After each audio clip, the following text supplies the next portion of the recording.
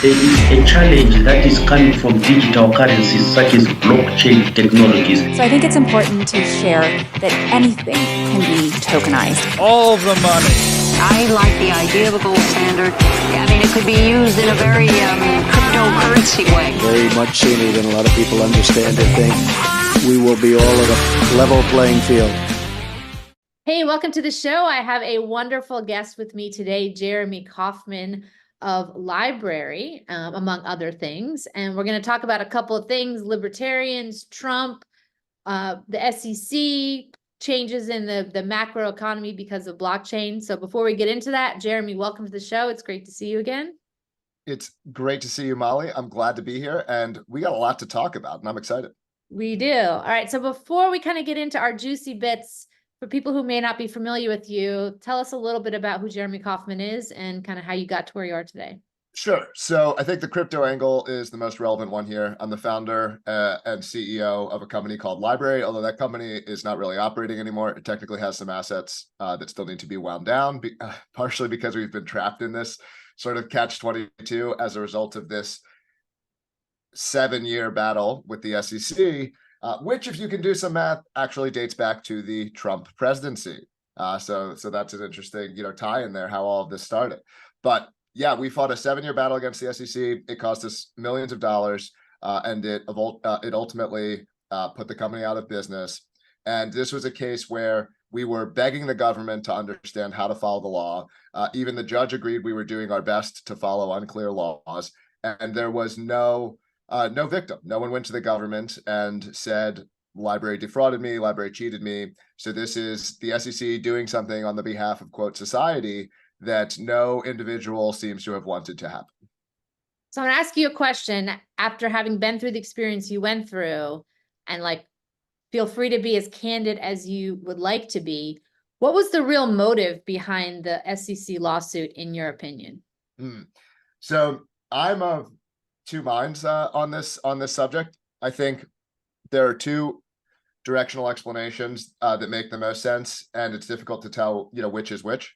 So I think part of it is simply that there's a lot of bias. So in the same way that, say universities have become, 97% people on the left and 3% conservatives, it doesn't necessarily take an active conspiracy, that is someone directing people or people explicitly saying, let's get this guy or let's do this. It kind of happens naturally, right? When you have such bias, such strong bias. Big tech censoring, right? This is also a question of big tech censoring. Is part of it government manipulation? Clearly it is. We saw the Twitter files. We know that it's partially the government. Is it also the fact that Twitter's employees are 90% leftists? Personally, in terms of my explanations of how these things happen, I think that's a big part of it. And I think that can get underestimated, that companies do things for their employees, and employees have the ability to make decisions unilaterally and to use their thumb on the scale in subtle ways to cause political outcomes. So in terms of, if I were someone who was going to be, addressing this or fixing this in the Trump administration, I think it's partially about making sure that your officials aren't overly biased and politically slanted. This idea that government officials will be politically neutral, I think, is a false notion. I think politics has seeped into everything, and I think very few of these employees are not political in their personal and private lives, and so it affects the decisions that they make on the job. And so having a mix of political opinions could keep the government more neutral in how it does these things. Now, that said, we were keeping Russia Today online when no one else was. We were keeping content from the United States Senate that the government had pushed off of YouTube. Okay. During COVID. What was that? Tell us about what that content was. There was certain content around COVID that was being given during a testimony. I believe it was stuff around, I think it's safe to say these words on YouTube now. I don't want to mess up your algorithm boost, because literally, that's how it worked. YouTube is live transcribing what's being said in your streams. And if you were saying certain words during COVID, that was enough. Okay. Or it was enough to at least, get tanked. And so, yeah, it was around ivermectin and certain COVID treatments, and it got pushed off of you. It was getting pushed off for, you know, medical disinformation. I mean, I could spend 15 minutes on this. I mean, I have like an encyclopedic knowledge of the videos that are getting pushed off. I mean, there's the Bakersfield doctor video as and these are on the like less conspiratorial side. These are on the like very reasonable opinions that really need to be in the realm of acceptable. Then you had the stuff that I still, as a free speech absolutist, totally approve the distribution of, that I think gets into the like, it would be, you know, misinformed, you know, not the best factually. And we don't need to get into all that stuff, but yeah, there was a bunch of stuff we were keeping online that was unpopular. And so the idea that, you know, since we see how directed this is with the Twitter files and other things. I mean, when we had millions of people, you know, watching, tens of millions of people, you know, watching some of these videos that they were trying to push off the internet, and there's an active investigation, right? Like, I don't think the investigation started politically. It couldn't have. My company hadn't accomplished very much when they investigated us, you know, like, so the idea that they would have realized we were somehow subversive or threatening to the government when they started the investigation, I think is a bit unrealistic. But, you know, we actually thought the case was going to go away. They hadn't talked to us for like 18 months. And then all of a sudden they came down with the hammer. What happened in those 18 months? That was the same time that we had gotten really big, you know? And so I have no positive evidence, but everything we see how government works makes it, you know, totally plausible. So there was no like quiet, like tap on the shoulder, here's your warning, don't allow this content before, or there'll be consequences? No, I wouldn't say that there was a specific, that not from like a, you know, we had press attacks, like that we had PR campaigns. We would occasionally see like, you know, technical attacks or things like that, but not specifically where someone from the, like, no one ever addressed me as government official. I mean, we would sometimes get legal takedown requests. We had the FBI tell us to take things down, and we would, of course, listen. We're a United States company. If the FBI says to do something, we listen. Is there a law they referenced when they would ask you to do that? Yeah, they would reference laws, and actually it was generally content that I think would correctly be deemed criminal. Then we were never requested to take something down that I think it would be appropriate, you know, to distribute. Okay. All right, so you had this 18-month period where Odyssey was growing. So people not familiar, Odyssey is the software application that LBRY was utilizing with people directly. Thank you. I'm out of my game. I haven't been.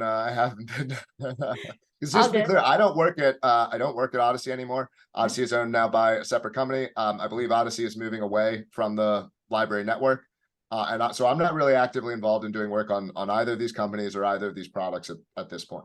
But yeah, Odyssey, when I was running it, was doing 40 to 50 million visitors a month. Okay. And it had become one of the top, like, 1,000 or so websites in the world or in the United States or something like that. So then all of a sudden, out of the blue, one day you get, was it a Wells notice from the SEC or like an actual lawsuit notification? What happened?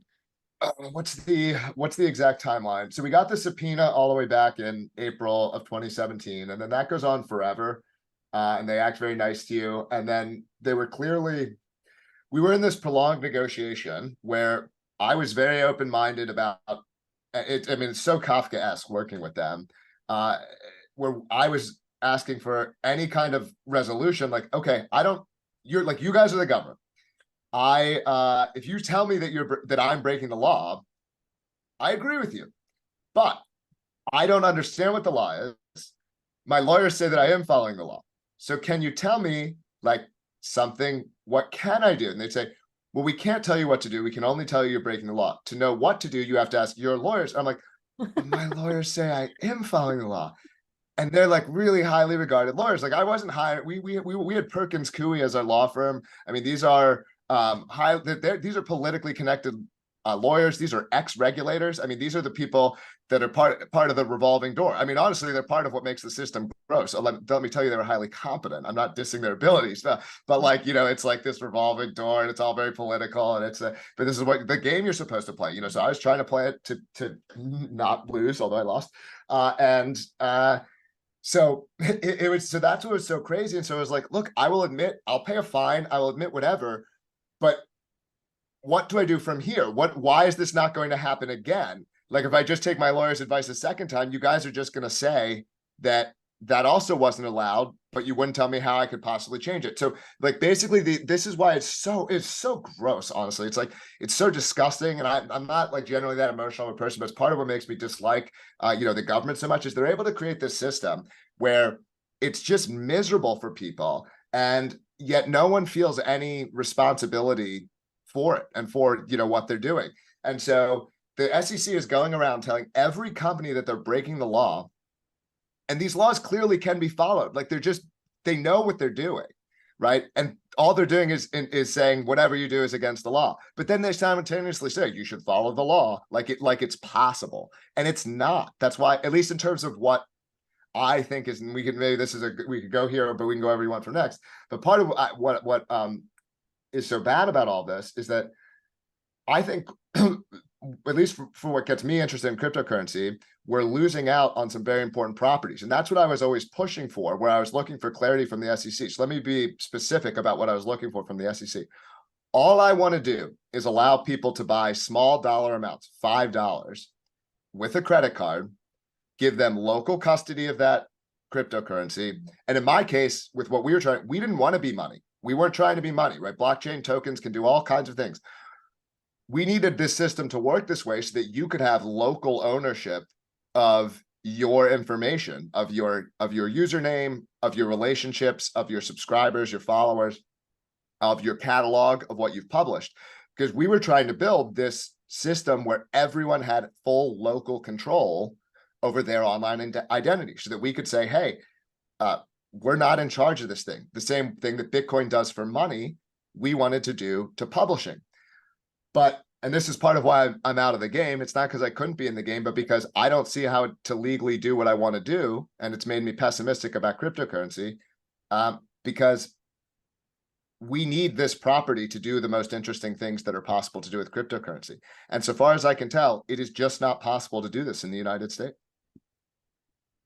And in your discussions with the SEC, what was their sort of tone? Like, were they kind of mocking? Were they trying to help? Their hands were tied? Like, they know that's all. They know exactly what they're doing. I mean, they generally play it pretty neutral, but they'll smirk at you, or they'll say something with a sort of maybe a little bit of sarcasm or dryness to them. So they're not fools. I mean, they're foolish in some ways. They're shockingly non-technical, like in the sense that they just really struggled with, honestly, even like what I would consider basic to moderate technical analysis. Like a smart college student would be able to do it, and they didn't appear to have anyone of this quality on their team. They had smart people, like rhetorically, and ability to write legal documents and so on. I'm not claiming that they were dumb, just without technical ability and without anyone on their team with technical ability. But they use their subpoena power as a weapon. So they threatened us with this and followed up with on it, this ability to make the specific phrase they use is, we could make this very expensive for you. They said that to us, and they did it. Yeah. So they didn't lie.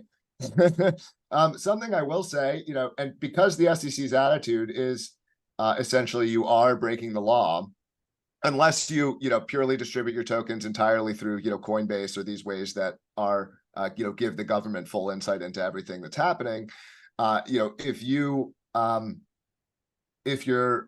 everything else is breaking the law. Now, they don't catch everyone. They don't see everyone. Like, their resources are limited. So I think sort of staying under the radar is one way you can do it.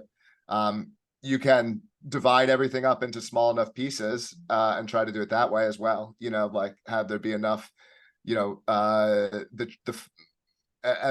this is sort of, I think, Ethereum has sort of done this in a way where they've sort of gotten all of the steps thin enough that it's difficult to really pin one down, although still kind of possible.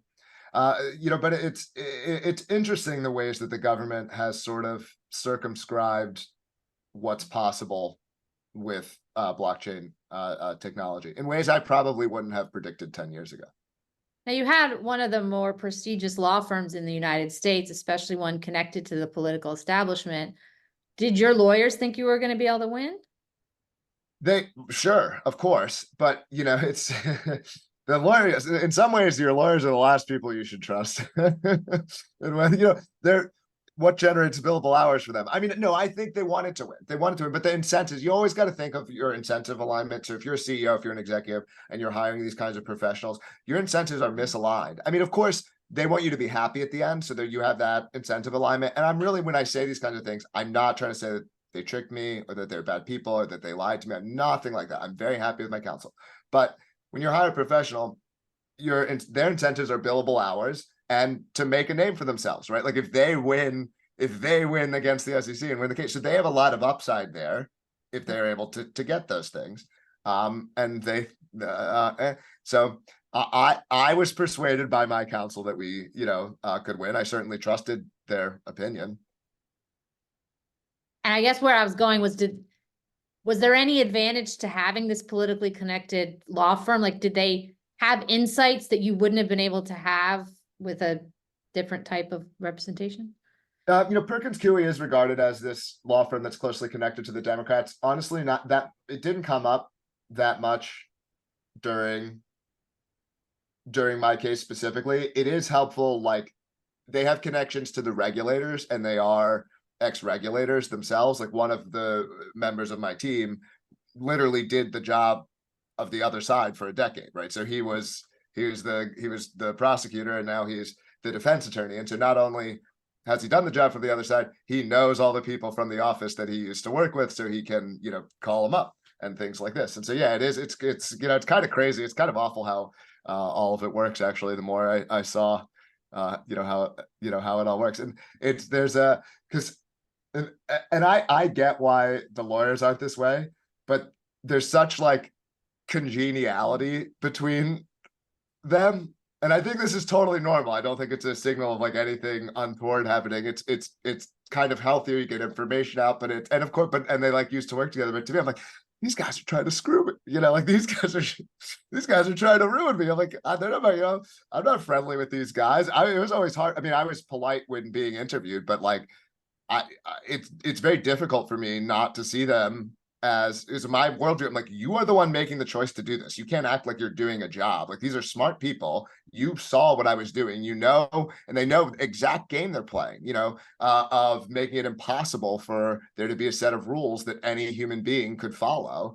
And then they act like they're the good guy. And I think it's just so gross. And so whether they're literally being, paid for it on top of it or where it's coming from, or who knows, I would doubt it's, I would assume that stuff is higher level than the specific agents and prosecutors who are on my case.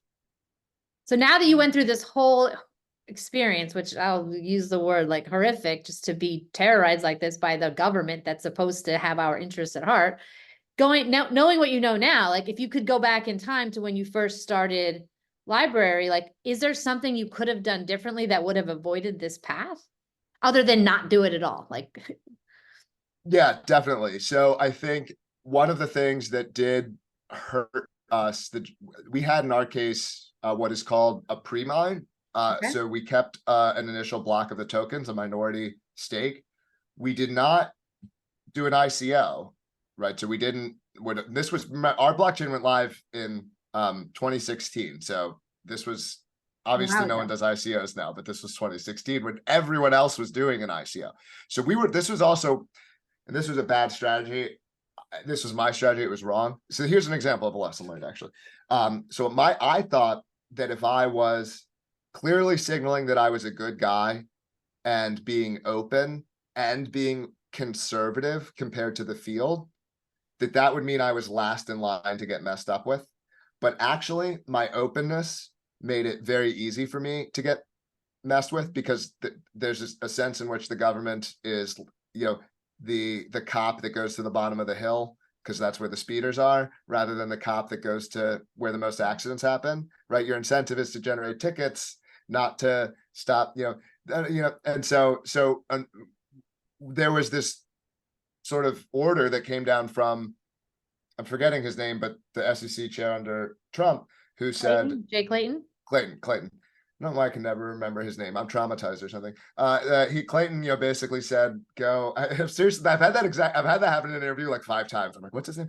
And it never sticks. Clayton basically said, go produce blockchain enforcement. So if you're a cop and the chief says, go get speeding tickets, and you went up to LBRY.com, and I had a detailed log of like every single, thing we were doing. You would download a spreadsheet, it's very transparent, because I come from the open source community. I come from, I'm like a Linux guy. I'm one of these people. I'm a nerd. And so I was trying to do things in this very transparent way. And I think I made it easy for them to come after me. And that means like when they were doing research on you, there was just information available because you had shared it openly? Exactly. Yeah. Interesting. That's it's a sad state if you have to be more protective against the government. Like, it's just a twisted world we're in at this point. Yeah, that's absolutely another lesson I've learned. So look, I'll tell you this. I'm not suggesting that anyone do this so that they break the law, but the government, they take every communication you've ever had. I mean, they took every Slack message, every Telegram chat, everything we had ever said, and just mined it to find anything they could construe, and then and so in our case, there was very little, but that was still what you're going through. So whereas if you're having your communications on a Signal chat that deletes every week, and you're ever asked by the government what history of communications you have, you can say, well, here's all of them. And so there's nothing there's nothing illegal about doing that. Just don't set your policies for that purpose is actually the only thing that's illegal. So as long as you're not using a communications medium specifically to so you have to, but there's plenty of security and other reasons to not to use a design like that. Now, you're from New Hampshire, correct? That's right. And one of the great things about New Hampshire is the license plate, live free or die. There's a really passionate, ethos there around sovereignty and free speech. Is that correct? Yeah, I'm a pretty diehard libertarian, but I take it as a pretty personal view. I don't try to convince other people to be libertarians, but I see libertarianism as being something that's believed by millions of people. And I think I would like to see a sort of more libertarian society in my lifetime. And so libertarians have had this strategy to concentrate in New Hampshire. It's called the Free State Movement. I used to be the executive director of an organization called the Free State Project, which helps recruit people to New Hampshire.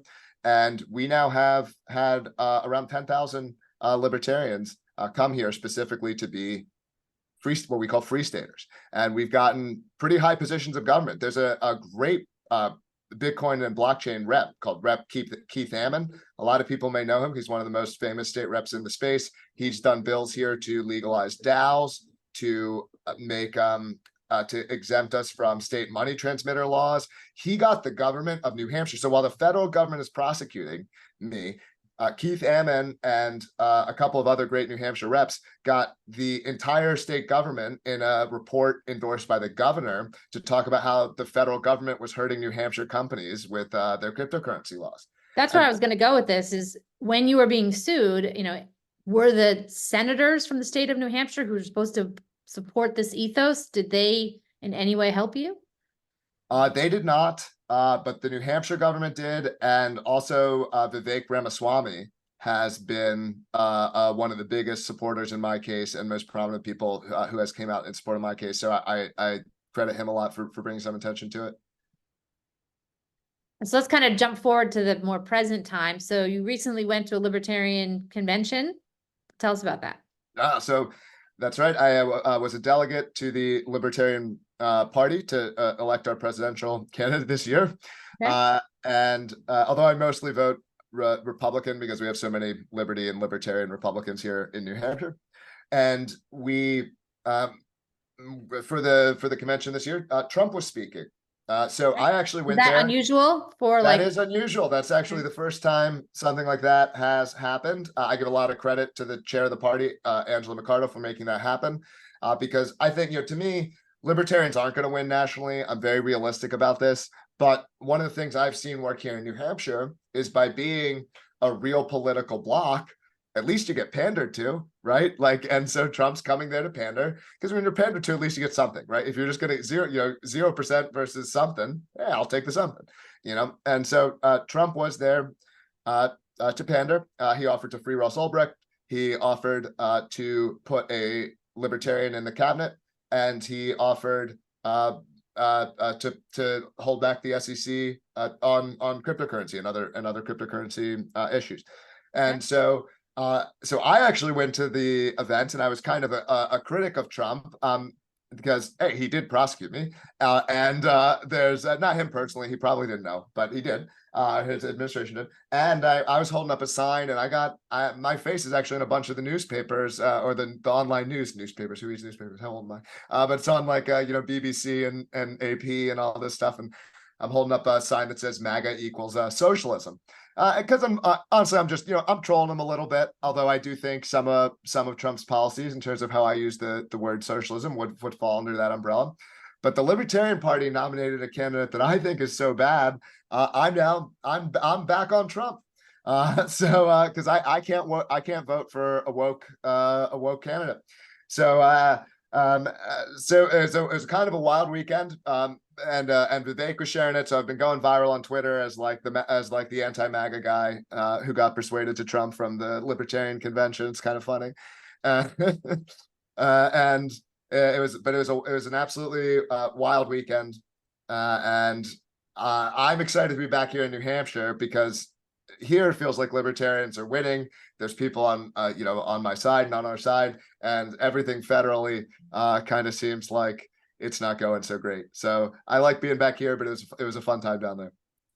So do you feel like the sentiment changed in people other than you from kind of a woke politically?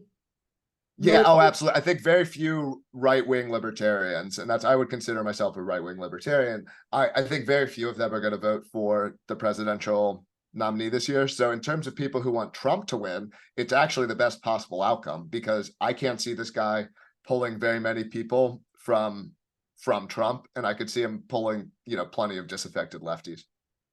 And just for the record, I'm a very big Donald Trump supporter. So what is the issue that libertarians generally had with Trump previous to this convention? Well, look, I'm one of those bottom right people who thinks like 98% of people are socialists. So it's just that's just where I'm at politically. So I don't want the government. I want a fully private society, all private property, all voluntary, sort of contracted, kinds of things. So a provocative way of putting it is I want a competitive dictatorship like restaurants. I don't care about having say in how a restaurant is run. Restaurants produce good outcomes because they're in competition with each other. So I think we get bad outcomes often because we try to require everyone to be informed. If everyone voted on how McDonald's worked, it wouldn't be it wouldn't treat you better. It would be worse. So I would like to see as much as possible privatized. Maybe you can't privatize the military. You may need a small military. Maybe you can't we can debate how small you can get it, but certainly there's no need for these welfare programs. No need for government involving or at the very local level only. At the municipal, at the very local level only. And that would be my. If we're getting utopian on this show. And what is your view then on sort of the sovereignty movement? And should we all create our own little countries and compete with each other in some capacity? Yeah, I mean, I think competition is generally healthy and makes us stronger. I'm not, I would like to be, peaceful. It lets more people satisfy their values is the way that I look at it. You could look at so many issues in this country where we're divided, and it just I think it doesn't matter what anyone's stance on abortion is. People just don't change their minds, right? Everyone, and you can watch people argue with one another and no one ever changes their minds. And to me, it's like, it would be better if you had separate areas where more people could get what they wanted, or otherwise it's just eternal war. It's just eternal conflict. And so there's so many things where it seems like Americans are just divided. It's not going to change. It's like, why do we have to do one set of rules for all of these things for so many people? We can still cooperate. It doesn't have to be intense borders and we don't trade and whatever, but it would be nice just to have more regionality, more differences. And I think it would make us all better, because in the same way in tech and in any functioning market, you see what works and what doesn't. You take good ideas and you discard them, rather than needing to do, so many federal things. You pass Obamacare once and you can't evolve it. It's why everything is so terrible. Now, as someone who's very connected to the world of media, do you think there's been a concerted effort globally to use the media to create these divisive topics to keep people fighting with each other? Yeah, this is not to give the same answer twice, but I always wonder, it's like, how much of it is bottom up and how much of it is top down? And I'm sure there's a bunch of both. So I'm sure there are people and cases where it's in their interests, and some prominent, billionaire media company contacts another, or the CIA targets the right person, or, and so I'm sure you see these sort of manufactured kinds of things. And I also think you see bottom up things that bubble up from people's values. I'll give you an example of something, because I saw this today. I saw that something like the percentage of Americans who consider themselves like patriotic or something like this, I think they're specifically patriotic, has fallen from like 74% to 38% in like 20 or something years, or like around a generation. I'm still in that. I despite wanting New Hampshire to secede, I still love America and think it's the best country in the world, by the way. The idea of that, like, where did that come from? Is that a psyop, or is that some sort of natural? Because to me, I actually lean toward the latter explanation. I think the world is so complex and there's so many intermoving parts. I think that people try to nudge it and people try to have an impact on it, but this idea that a very small group can have, I think it's kind of hard. Even Donald Trump, how much did he change the world? He certainly changed it some. Certainly things happen, but it's yeah. So that's kind of my opinion on that. It's both top down and bottom up. So obviously there's frustration on the part of you and others that our government has not created some crypto regulations that make a pathway to being a legally compliant company easy. So now that you've kind of involved in the political machine, the big election coming up, like, what's your personal prediction on regulations and the role of the government in crypto kind of moving forward?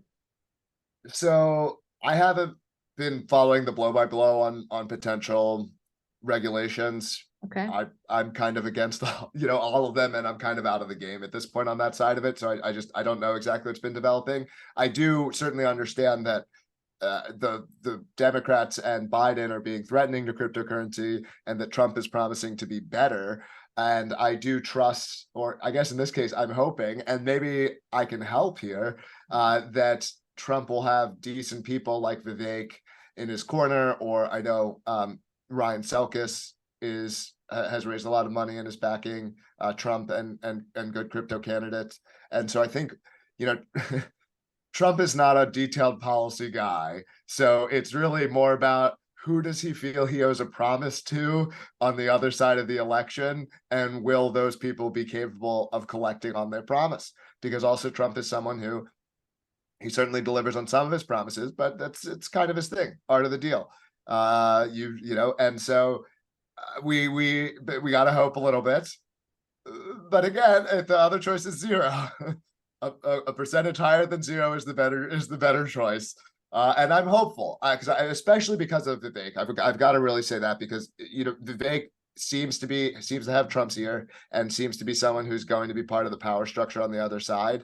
And he's someone who is a policy guy who does get it. And so if he could be involved on the policy, I would be, confident that it would be around the best you could possibly produce in America.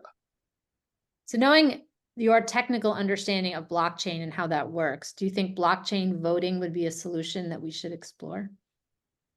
I don't think it's necessary. I think you could do it, but it's just costing you. Writing to blockchains is just costing you something. And if you want to produce technical proofs or these kinds of things, you just don't need to use a blockchain specifically. And so why introduce a cost to writing these to some public chain, and potentially also an attack vector in terms of that public blockchains are still disruptible potentially. So I would say no to blockchain voting. Maybe someone could show me some specific design that would change my mind, but it seems unnecessary. So do you think there's no reason to change how voting currently runs? Oh, of course. I mean, I think the idea of giving people technical proofs or making elections technically provable, I think that is a good idea. I just think that doesn't require a blockchain. And I am a blockchain sort of minimalist in the sense that I don't think you should introduce a blockchain unless it's necessary. Because from a sort of economics perspective, blockchains, or a technical one, blockchains are expensive in the sense that compared to a traditional database, you're giving up a lot. And so now blockchains offer you something no traditional database does. So, but it's a trade-off. That's why it's an economics. It's always about trade-offs. And so do you need the unique properties that a blockchain offers? And if you don't need those properties specifically, then you're better off, not using one. And what is the unique benefit to a blockchain over a regular database? The idea that you have a single coherent agreed upon view of a database in a system that no one party owns or controls. And so similarly, for this reason, I basically only consider public blockchains to be interesting. Blockchains that are so-called private blockchains, although I think some proof of stake designs I would put in public, to be clear on how I'm using these words. But once a blockchain design ends up being, too centralized or too privatized, I tend to think it's not doing something that a more traditional database design couldn't do. Do you think all of the financial markets are going to move to the blockchain? Maybe. I think it's possible that the blockchain could end up being the kind of thing that encourages or facilitates that type of interoperability. It's interesting that the degree to which sometimes I can't tell how much of a potential blockchain solution is what I would call regulatory arbitrage. That is, it's providing a product in a space that otherwise wouldn't have been possible to provide due to the United States regulatory structure. Right? Can you give me an example of that? There is at least a portion of what Bitcoin does that is an example of this. That is, if a United States bank were allowed to offer a service that said anyone can create a bank account with no name, no ID, all you get is a password, and then with that password you can move the money in or out into any other anonymous account, this would clearly be an illegal system and violate an incredible amount of United States laws. Yet, to some extent, Bitcoin is able to provide the system, right? This is part of what makes Bitcoin great. This is why we say it's censorship-resistant money. But what Bitcoin is able to do is it's able to provide a facility that is like a sort of a product, a feature. It now exists in the world, and no company could provide it. And so isn't it curious that was possible? It's so interesting. And so things in that space, my company, to be clear, was trying to I'll explain how my company took advantage of that. So what LBRY was trying to do is say, wouldn't it be neat if there was a database that was a record of all digital content that people have published? That's why we called it LBRY. We actually envisioned it to be more for books and other types of things than just movies. The movies was and videos really. I shouldn't even movies, videos. Anyway, but the idea was you wouldn't want. It's nice that everyone can agree on what's in the library and who published it, but we wouldn't want one person to own it. And it's the only way you can provide censorship-resistant publishing, particularly in countries where their laws they have far less free speech than the United States. Right. So there are a lot of countries where there would be no way to provide that service, but now all of a sudden via a blockchain, you can. So Rumble has gotten a lot of trouble in France, and I think it's pretty much banned in France. Like, how did Odyssey, or let's say you were still running Odyssey, do you have to just cave to that kind of pressure, or is there like a way to not have to do that? Yeah, so you do and you don't, and it depends on the country's laws. So generally the way that it would work is, so as a United States company, I have no obligation to follow the laws of France. Okay. What France can do if my United States company does not follow the laws of France, the laws in France stipulate, and this is just this everything I'm saying is true, but you could fill in France for other countries and it might vary. The laws in France allow France to go to its courts and say, this company is not following our laws, and either, well, I don't know if it's the courts or just a regulatory agency, but they'll then issue an order to French ISPs, and French ISPs will have to block traffic to that domain. So French residents could use a VPN or some way of getting around this, and this will generally work. But users residents of France who don't do that well. So now your options as a company are you can do a couple of things. One is you can block access to the content and just continue to operate, which is what Rumble did, right? So I believe Rumble chose not to comply and did go offline in some of those countries. But to me, if you're following United States law, it's not unreasonable to follow the laws of other countries.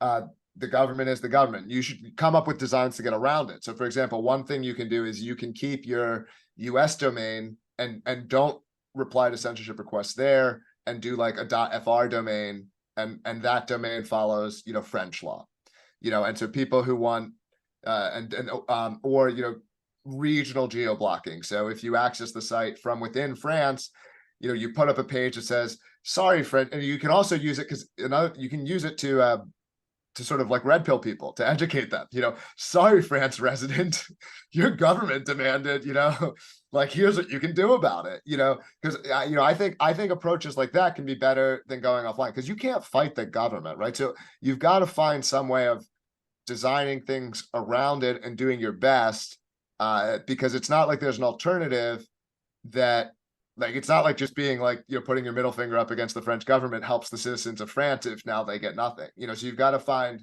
the right way to respond. I mean, this brings up a point of frustration that I feel, and I know others feel.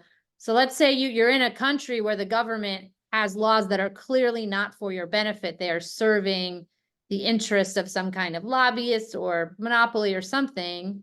That's frustrating. Now you can just cave and be like, well, life sucks, nothing I can do about it. But what does the honorable, motivated, passionate person do to try to get these things fixed in a world where elections may not actually have integrity? Yeah. Well, I think if elections don't work, you're probably in some real trouble. I think it would probably still be on the side that elections are mostly working, or the ability to affect them is minimal.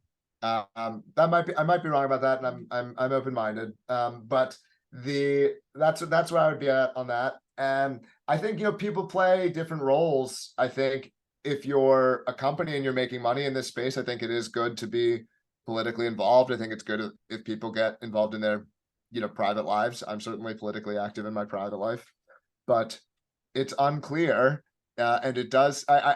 You can also respond technologically, right? That's also, that's one of the ways I've tried. I tried to respond entrepreneurially, and build something that was difficult for the government, to disrupt. Turns out it might have been a bit more possible than I thought, but I did try, but I don't know. I was kind of depressed about the possibilities of winning until I ended up in New Hampshire. So I don't have the best answer for other people. It feels like things are going to get worse, and that like-minded people really need to be concentrated. I'm curious, are you a believer in the concept of karma? Something like that. Yeah, I think that what goes around can come around for sure, in this life or the next. So do you think the government officials who, basically took out LIBERTARIANS are generally, we're not making any specific individual claims here, do you think there'll be a karmic consequence for them? I think that I think that is, if they're not psychopaths, it should be a burden on their souls regardless. So, like, they're the ones who have to live with it. I can hold my head high and know I operated with integrity, and they can't. So If that's something that they can bear, they're built different than me. Knowing that you're such a passionate free speech advocate and what happened to LBRY/Odyssey, like, what's your view moving forward as we're going into a very heated election time between now and November? Can we have free speech in this world, or is the censorship machine just too powerful? Look, I think free speech is better than it ever has been. I think the biggest actually threat to free speech is going to be around copyright and AI stuff. Probably more than that would be my personal top concern in terms of free speech is whether we're going to see copyright law threatening creativity What do with you mean by AI. that? Tell me. Because people are going to use AIs we just saw, this wasn't copyright law technically, but you could look at the fight over that voice for ChatGPT or whatever it was. Oh, the Scarlett Johansson thing? Yeah, Okay. that's an example, but people are going to train their AIs on copyrighted material on rap songs. They're going to write a rap song with their AI, and then the AI, someone's going to be like, well, that sounds a little bit like Drake, or that line clearly came from, this Kanye song, or, or whatever. And there's going to be all this fighting over it. And it's going to be a full decade of court battles with billions and billions of dollars in billables. Actually, the real space to get into is copyright law and copyright dispute, because we are going to see a lot of cases and a lot of fighting in this area for the law students listening. That's my Maybe you my could hot become a tip. lawyer now after all. Yeah. In terms of political, I mean, I don't know where Facebook and YouTube are at currently. I guess I still do see some bad stuff coming out of YouTube. I follow Reclaim the Net, who's really good on this subject. For anyone who wants to know censorship stories, Reclaim the Net's the best out there, in my opinion. But like, Twitter seems like really good. It's about 98 to 99% of where I would want it to be in terms of what I can say on there. 95%, maybe I was too generous. But it's like, compared to where we were, Right. it seems like progress. So does it, right? Do you feel like it's worse than it was during COVID? It's like, it's better, right? We are better. I think it's dramatically better, but I still think there are some important topics that are still heavily censored. Yeah. I'm not trying to take victory laps. I think there's a lot farther to go, but I guess my mood isn't, when it feels like you're making progress, it's easier to feel better, right? Now, I do live in a bit of an echo chamber, so I can't overly project conclusions, but it seems like there's less tolerance for platforms attempting to shift narrative. Like, they get called out on it more quickly than a couple of years ago, when people were sort of stunned and wanted to believe that these companies had our best interests at heart. Yeah, but certainly we're going into the election season. People get the most irrational. People will justify things that they might not justify otherwise. And I think one of the biggest factors would actually remain whether the government's doing it or not. I don't think anything has changed about the ideological makeups of these companies. Facebook is still, maybe Twitter has, but Facebook, I'm sure, and YouTube, I'm sure, are still run by the same kinds of people and the staffers. Well, I think Zuckerberg's probably better in his own head than, I don't know, will Jackie still in charge of YouTube, or is there someone else over there now? I was actually going to say that. So I generally have a somewhat cynical view of the leadership at a lot of these large companies, that they're installed. But Neil Mohan is now the CEO of YouTube, and his younger brother was one of my employees for years. And like, they're a very good family. They're very honorable people. They're not swamp or elites or cabal, or in any way. They're a very working class family who emigrated from India to California. So I'm hopeful that YouTube will be a different company under his leadership than in the previous. Yeah, even Google, it seems like, is waking up to this a little bit, that their employees have been captured or have become like 90% incredibly woke lefties. It's unclear. It's not clear that you can fix this, or at least it can be kind of hard to fix this. So then that even the executives becoming aware may not be sufficient to solve it. We'll have to see what happens, and we should remain wary, of course, because I think that, right, because to be specific about my claim is that it can be hard for, even if the CEO is much better, to a much better CEO. That eliminates the top down, the thumb on the scale. Right. It helps on that half of the puzzle. But you've got this other half of the puzzle that's the ideological makeup, and what's the natural decisioning, and what's the echo chamber of that of that group. Because every tribe has its own echo chamber and is blind to certain things about itself. I'm sure I'm blind to certain things about my own tribes and my own echo chambers. And so getting that balance back in the bottom up mix, I think until that happens, there even with a great executive, there's still going to be censorship threats. So do you think we're going to see a heated summer because of this election in terms of media content and divisiveness? Man, can it be worse than 2020? I guess it always gets worse, so it must. I think it'll be very different, probably in a fascinatingly different way. Yeah, I know. I actually would bet that it's going to be better. I do actually think it'll be better, but for the reasons that we just discussed. Okay. So let's end this kind of on an optimistic note. Like, what do you see as sort of some really good things happening this year that we can be excited about? Well, I'm always a believer in human ingenuity. That's why things get better, even if aspects of government gets worse. So even things like AI, right? I think that's really cool stuff. I don't know exactly how everything it's going to do, but it's already changed my life. It's already changed the way that I do things. I use it to help me in a variety of ways. A friend of mine started calling it the Oracle because he asks it so many questions. So I'm not quite there yet. So I think things in that direction have me very excited.